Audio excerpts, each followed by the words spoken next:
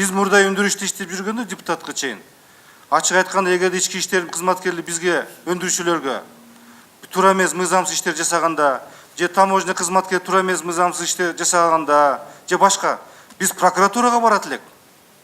Прокуратурага барып, мына прокурор кызматкерлерине кайрылып, мына бул жерде мыйзамсыз иштер болуп атат деп прокурорлор өндүрүүчүлөрдү жана башка жөнөкөй жарандарды укугун коргойт эле. Азыр андай болбой атат. Андай болбой атат, ачык эле сөз.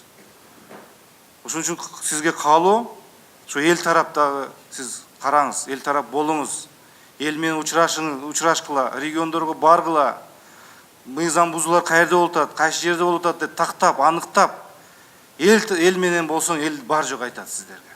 Ачык эле айтат. Ийгилик каалайм.